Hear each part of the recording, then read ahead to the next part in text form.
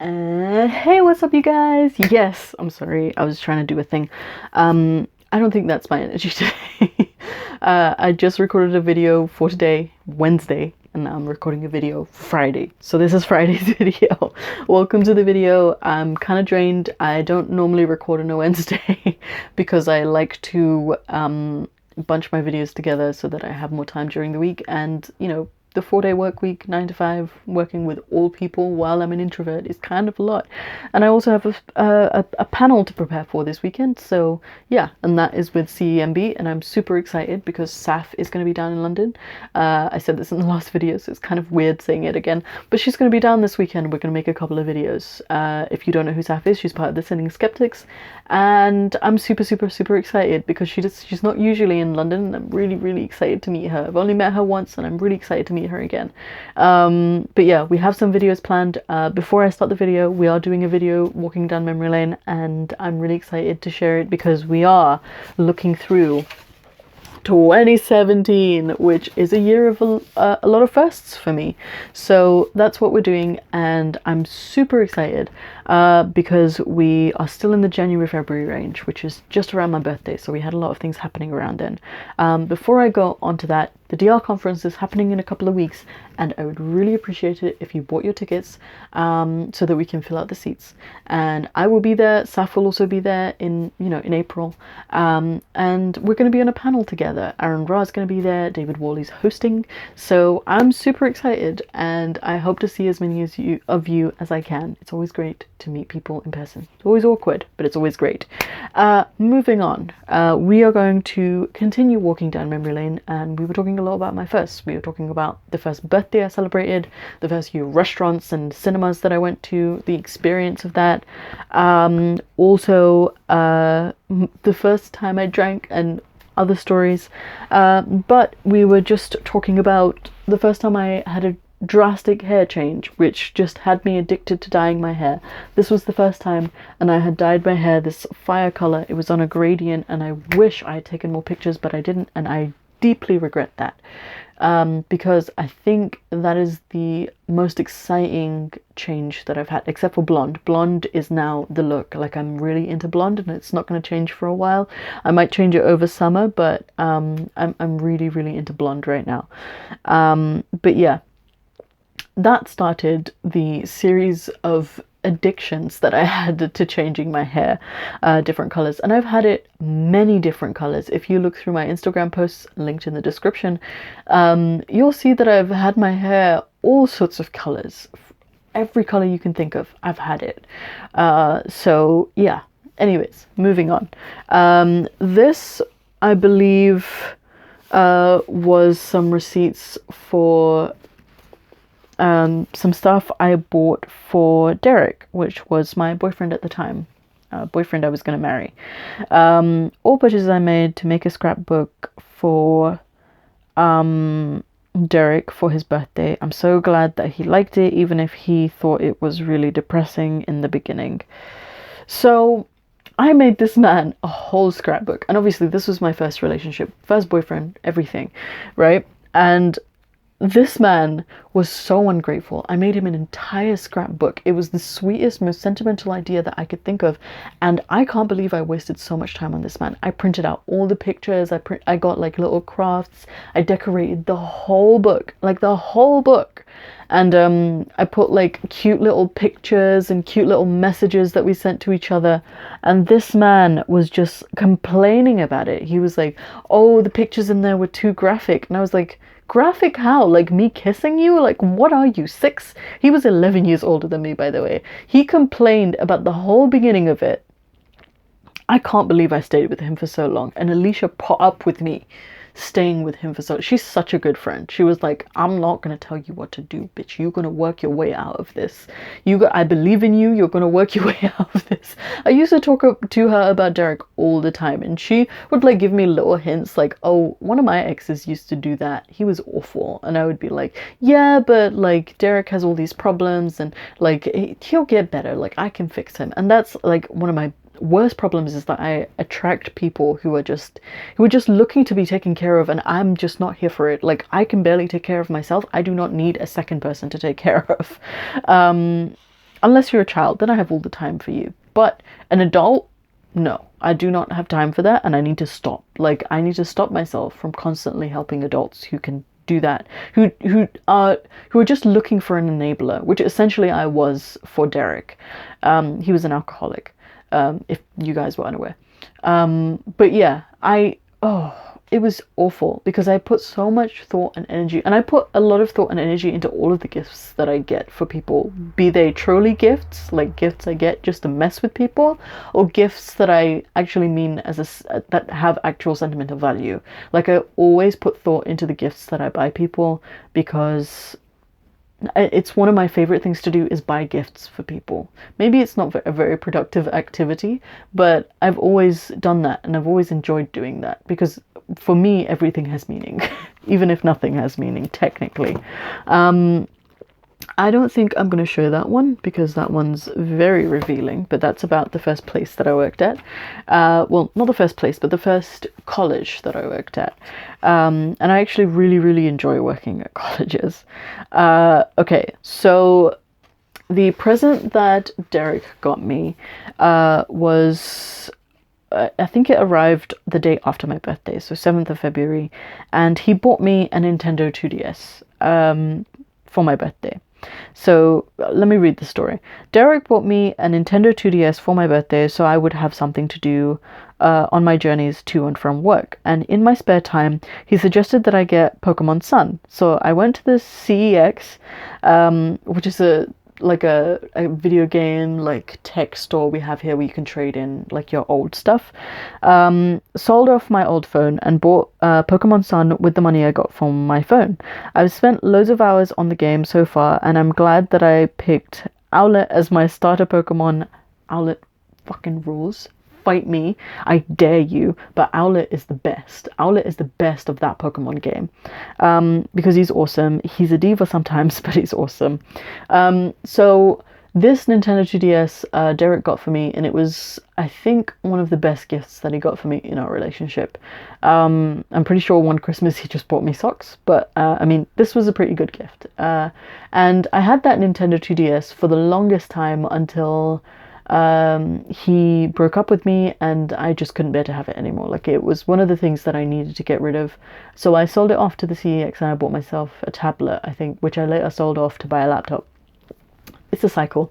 I don't like keeping tech that I no longer use. Actually, I have a Kindle somewhere that I do not use because I can't, like, it hurts my head to read from it. I'm just an old person, so I need to sell that off. But yeah, he bought me this DS, and the first game I got in it was Pokemon Sun, and I'd never actually played a Pokemon game on like a small Nintendo console. I was really, really into Pokemon as a series as a child, and I collected all the cards and all the like Tazos that you got in Cheetos packets. I collected all of those things. I had a lot of the toys as a kid before I had to throw them all out because my family got hyper religious. I ended up reading some of the manga, but not a lot of it. But yeah, so I was going somewhere with that. But I'd never played a Pokemon game before, and I finished it surprisingly quickly, and I was like, so this is the whole point of the game? He was like, yeah, you're meant to collect the Pokemons. And I was like, okay, the story was fun, but the replay value is just like, why would I play this again? You know, I know the story, like that's my deal, and I realized I really like story-driven games. And to be fair, like, it wasn't something that I was unaware of because I used to follow a lot of other video games like Assassin's Creed, but I was more invested in the story. I've never played the games except for I think it was Revelations was the only one that I played, and I love Revelations. I think Revelations has an amazing story, but there were a lot of video games that I hadn't played, but I was always intrigued by stories, and I ended up getting... So the DS doesn't have like a ton of games that I enjoyed. One of the ones, a series that I did enjoy was Monster Hunter, and I was really, really good at it. Like, I was really, really good at it. I got Monster Hunter 3 for Generations, and there was another one that I got. There was 4 that I got, or 3 or 4, I can't remember. I played all of them, and the replay value for Monster Hunter, maybe not the story, but the monster hunting itself is amazing. I love grinding games, and I love, again, collection games, but for some reason Pokemon got old for me. But Monster Hunter, like, there was something about it. I think it was the difficulty. It's like, because the controls, especially in the third game, are really janky. Like, they make no sense, especially when you're underwater. I loved that game. I used to play that game during my breaks at work, and because I worked in a college, all of the kids would be sitting around me because I'd be in the lunch hall, and all of the kids would be sitting around me just rooting for me. It was amazing. They would allow me to do that because I had a wonderful relationship. I've always had a wonderful relationship with working with children. It's always been, I feel like it's kind of my calling to be like the cool teacher or whatever. But I used to sit in the lunch hall, and all of the kids would just like huddle around me. They would watch me play on this tiny little screen, and they'd be rooting for me to win. And oh, it was the best. It was the best game, and I miss those games desperately, and I want those games back. But I'm pretty sure I left them in my ex's house, Ed's house, so I might need to recollect them because I don't feel like opening that wound. I also need a DS. I don't have a DS anymore. I'm kind of saving up for a Switch right now because I really want to get all the games on the Switch, because there are better games on the Switch than on the DS. Like the DS, I would only get to play Monster Hunter. Because to be honest, I've seen the gameplay for the new Monster Hunter that came out, the one that's on everything. I believe it's made by Capcom. It's on PlayStation, it's on Xbox, it's on everything. And they don't have my favorite monsters. Like, they don't have them. And I was really looking forward to like high resolution of those monsters, but they don't have them, and I'm kind of sad about that. But yeah, that is the only reason I would get a DS. Anyways, that was a long story for no reason, but yeah, Derek got me a DS. That was the story. What is this? Okay, so I used to send gifts to Derek's family. These were gifts I sent to Derek's family. His mum loved the candle holder I bought for her. She said she'd been looking for something to match her things, and my candle holder matched perfectly, which I'm taking as a sign from the universe that this is meant to work out. It was a terrible relationship. Tracy, which was his sister-in-law, loved the fox bibs I got for her son, and I hope that Tracy liked the card I wrote her. And I hope that she's coping well with the new baby. Derek's aunt wrote me an email about the gift I sent to Olivia. She said that Olivia can't wait to meet me. They all can't wait to meet me. I can't wait to meet them. So I was for real. Like, I really, really wanted to marry this man and become a part of his family. And his family were wonderful. His family have always been wonderful. Even after the breakup, his family were wonderful. Because they understood that he was completely irrational, and he always does this. So yeah, I used to send them gifts all the time. Like I said, it's one of my favorite things to do, is to buy gifts for people. Now, I would like to introduce you to the adventures of Gravity Girl and the King of Darkness. Now, there was a lot of controversy around these characters, not mine specifically, but Alicia's. So my character was called Gravity Girl. We used to run a creative writing workshop in 2016 or 2017, I can't remember, but we used to run a creative writing workshop, and it was either before, during, or after, I can't remember. We had come up with these two superhero characters because we were low-key planning a comic book, and mine was called Gravity Girl because her power was to, like, she could stick to anything. She was essentially Spider-Man, but with gravity. And her character was called the King of Darkness, but the King of Darkness was a woman. And they kind of resemble us, so I drew them. Prepare to be amazed. So this is Gravity Girl. I designed her entire costume, and this was the King of Darkness. At the time, Alicia had really short hair, so they were kind of based on us appearance-wise as well. And there was so much debate over why she's called the King of Darkness when she's clearly a woman, with one of our mutual friends. This is some more sketches of the King of Darkness.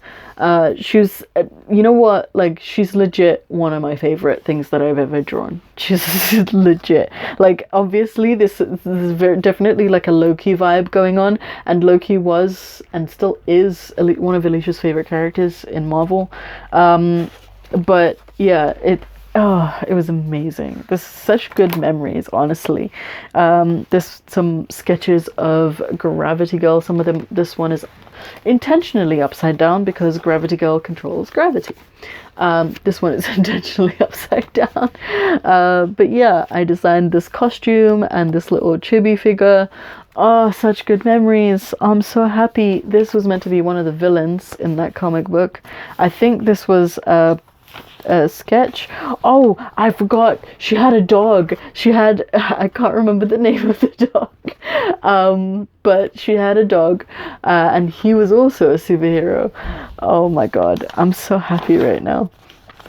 Yeah, this was so part of the comic that I started. It's upside down for whatever fucking reason, but I never filled it in, and I never did like the quotations, and I don't remember how this was storyboarded or what this meant, but yeah, it was, oh, good times. I remember we were going to set that story in the Natural History Museum because I drew so much inspiration from it. I think in my last live stream I kind of talked about that. That the Natural History Museum is my favorite building in all of London. It's my favorite building. I will go there any day, anytime. I love that building. And I took Alicia there, or we both went there. I can't remember who invited who, or if we just decided to go, because we're kind of both nerds. We went there and we were like storyboarding our ideas there. I was in the gift shop for such a long time. We had all these cool ideas for all these different villains that I will not share because it's, you know what, I might bring it back. But yeah, we came up with these superheroes, and we planned like an entire story around them and the Natural History Museum, and how we were gonna kind of like call out comic tropes in the comic itself.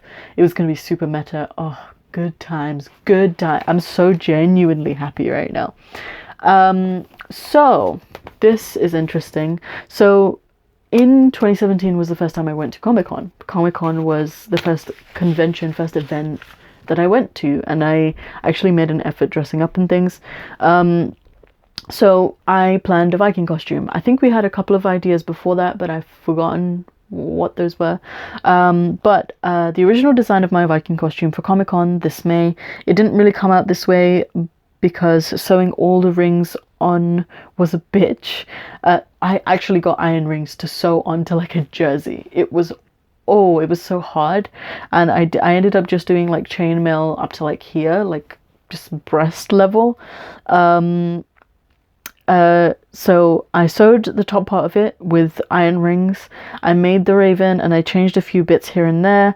The faux fur was the best part to work with and make. It's so cool. I'm so excited because I've got a textiles kit now to start working on textiles again. Faux fur is like easy to work with. I love working with faux fur. But yeah, so this was like a sticky note. So use the Shawakamis for the lower half of the Viking suit because it had like these cool patterns on it. Spray paint suitable color. I didn't spray paint my crow. I painted it with silver, and I used a similar fabric for the raven symbol. It was cardboard, and I spray painted it. So this was the original plan. I don't know how much of this you can see because it isn't pencil, but it kind of turned out like that. If I can find a picture of it, there was one up on my wall, but I think I put it away somewhere. But yeah, it kind of turned out like this, and it was a lot of fun. That was a good Comic-Con. We took a lot of pictures. Alicia went as a nondescript Arkham Asylum character. She was like her own character. She made like a jail board with like a name and a number on it. She made a jumpsuit with blood on it. She was really nervous about riding the train like that because it was so soon after the Manchester attacks here in London, and she was so nervous about riding on the train like that. And I'm pretty sure when we boarded the train, there was like a guy who was like saying a prayer because he saw me and I had like blood on my face and like my makeup was all Viking-y and like my hair, and like it was a look. It was a look. And honestly, like right now, for the level of, I don't want to say craftsman, but like my costumes have only been improving since. Right now it doesn't look too good, but back then for a first Comic-Con where I literally pieced it together, like none of it was you know, a ready-made costume. All of it I pieced together. It was really, really good, and I'm really proud of it, and I wish I had it, but I left it. I'm not going to share that because that's an official document. I don't know why that's in there. I'm also not going to share that because that is not my story to tell. That's actually a really sad story, and it's about someone I used to know, and it's not my story to tell.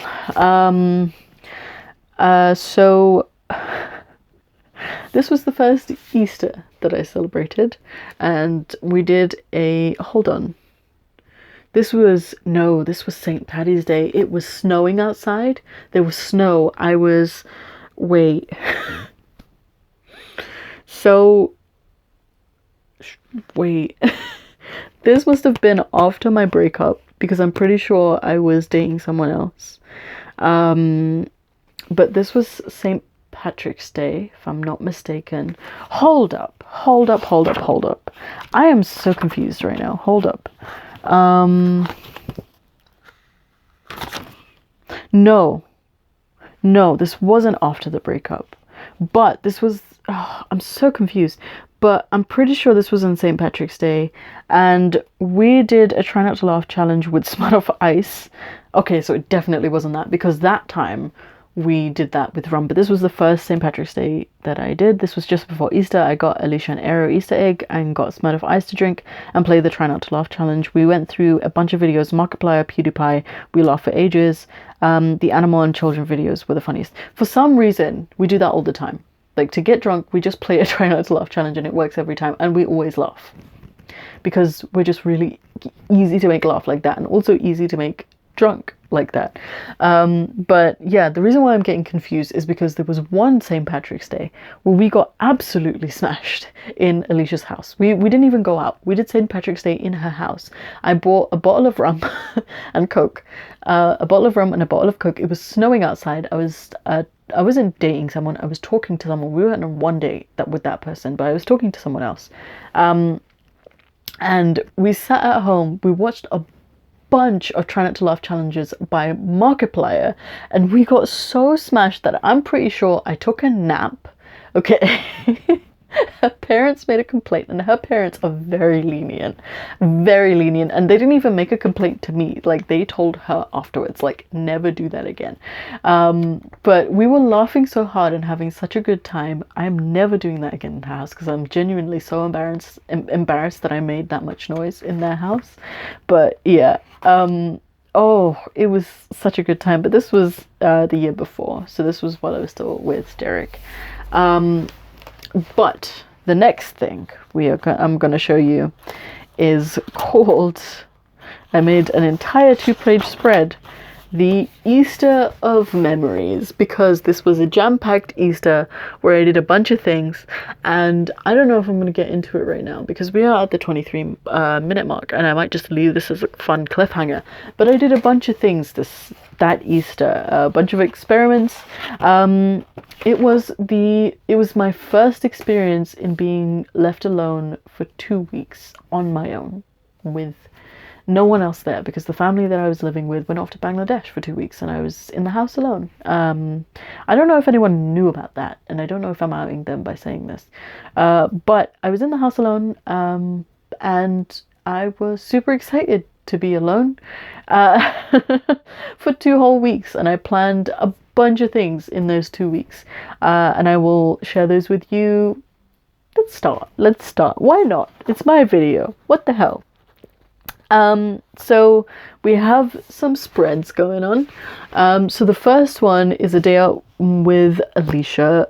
We are outside, and I'm pretty sure we got Pizza Express, and I had a cannellini. I can't remember. It was the first time I ever had a cannellini.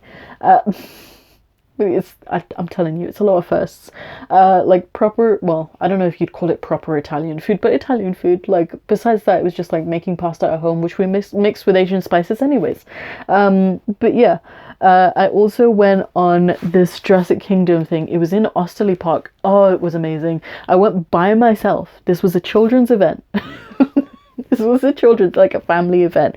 I went by myself. No one else wanted to go with me, so I went to this by myself. And basically, they put like a bunch of dinosaur animatronics throughout like a section of the park, and they would just be like behind some trees or in some cages. Like, oh my god, I'm a sucker for dinosaurs. I loved this event, and I wish we had more events like this. I mean, I don't, because I would spend all my money on them, but it was amazing. I loved it. I took so many pictures of animatronics and videos of animatronics. My friend Simon, because I uploaded them all to Facebook like a sucker, my friend Simon commented on them. He was like, this is not interesting. And I was like, look, my Facebook, get off my page. It was amazing. Even the entry, it starts with, oh my gosh. I saw all the dinosaurs. I walked around the whole park in Osterley. It was beauty. It was great to hear the dinosaurs. They also made sounds. And see them move. I took so many selfies with the dinosaurs. I had churros. Never had churros before. That was my first time having churros. And chips. I had like overpriced like carnival chips. In a dinosaur egg, which was, I didn't even know if I was allowed to do that, but it was like an open dinosaur egg that I like sat in and ate. It was great. I had a great time. I regret nothing. So this is like all the stuff that I bought over the holidays. I'm really outing myself, but my first time ordering food from an app or like a service. It was my first time being alone, so I did a bunch of things. I bought beer for the first time. Terrible mistake. I ended up like mixing it with fruit. Even worse. Like I blended it all up with fruit. Oh, it was awful, disgusting. Don't like beer. I will drink it, but I don't like it. Also in those 2 weeks, I went to my friend Paula's wedding. This was part of her bouquet that I stole and I stuck in here. And I think this is like the dress that I bought, the receipt for that, a gift that I got her. What's this? And the receipts from the actual event. Before Molly's wedding and Paula's wedding, I'd only ever been to Asian weddings. I'd never been to like a white wedding. And these were two very different, I might say, white weddings that I went to. And it was really interesting because I'd never been to a white wedding before. And this one specifically was in a pub. I'm sad to say that this marriage didn't last very long, but it was a very, very fun time. I remember so many different things about it. And Paula was a woman that I worked with. Actually, she was one of my coworkers, and she invited me to a wedding, and it was really, really nice. And I looked hot because I got a whole dress for it. It says, it was a whole lot of fun. Everyone came late, but it was exciting. I saw Chanel, which was another woman that I worked with, and we talked for ages. I left at like 10 p.m. and I was tired and out of my mind. At that point, 10 p.m. was the latest that I stayed out because my curfew was at 9 o'clock, and I was already scared of like being out late because of all the terrible stories that I heard all the time about people being raped and mugged and all sorts of stuff. I stay out 24 hours now if I want to, but that was like the latest back then. Like latest was 10 p.m. especially in 2017 where I was still kind of finding my feet. So I went to meet my brother Simon, and I don't think Poppy was there that time, but I went to meet my brother Simon in Cambridge because that's where he lived, right? And usually what we do is our plan for meeting up is just we meet up and then we'll just make up what we're going to do there and then. Like we don't plan what we're going to do because me and Simon get on like a house on fire. He is my brother, not by blood, but who the fuck cares. He's my brother, and every time I meet, we always have so much to talk about, and we always find ways of entertaining each other. So we went to this museum, the Fitzwilliam Museum, and we pissed everyone off. It's an art museum. So, and I love art. Like, I fuck with art all day, every day, right? But we pissed everyone off in this museum because every single art piece that we saw, we would just take the piss out of. We would just be like, what the hell is that? Like, why did he choose this? Look at that ugly baby. Look at that Jesus. Like, oh, it was so funny because we were just giggling the entire time. And that's my entire experience with Simon. I've never been angry at Simon. Simon has never elicited rage from me. We have talked angry at each other because we're the best people to run at each other. I swear to God, me and Simon podcast, amazing. 10 out of 10 idea. Because we have the funniest conversations and I don't care what anybody else thinks. When he's around me. Sometimes we'll just sit at a statue somewhere and we'll just talk for hours because that's just how we are. We just perfect conversationalists. We're just, like I said, house on fire material. The entry says, long story short, we giggled immaturely at anything and everything. By the river, in the museum, it was absurd and delightful. There's a river or a stream in Cambridge that we walked by. Cambridge is wonderful. I wish I could live there, but I kind of don't because I love London too. And Simon's low-key kind of, well, high-key scared of London. So he's not here often, and usually I go to Cambridge. And I really want to go Cambridge this year to see him because I haven't seen him in so long. But I know he's coming here in May to go to Comic-Con with us. It's going to be his first time at Comic-Con with us. It's going to be so amazing. I'm so excited. And he's going to sleep over at we're going to have a sleepover. Anyways, it's been 30 minutes. I'm going to clock out. But this was really fun. And we're actually not done talking about the Easter of Memories. So we will continue next time. And I'm really excited to share the rest of this book with you. As you can see, I'm way more animated about this one than about the other one, because the other one is sad. Like, it's really sad. There's a couple of sad things in here, but that one is like 90% sad. This one is me finding me. Like, this is the book, this is the year that kind of made me. So I'm super excited to share the rest of it with you. If you like this video, please do leave a like, share, subscribe, comment down below all of the things you love about me. If you hate this video, smash that dislike button, unsubscribe below, roast me in the comments, find me on all my social media and spam me. This is a free speech platform. I'm a free speech advocate. Losing my mind a little bit. I'm a free speech advocate and you can say whatever you want to me. I'm here for it. If you would like to support me in a more monetary way, I have a PayPal, I have a Patreon, I have merch. I have to clock out before my camera dies. I will see you in the next video, hopefully ones that feature Saf from The Sinning Skeptics. Get your tickets down below. Everything is linked in the description down below. I will see you in the next video and I'm so excited to share the rest of 2017 with you. Goodbye.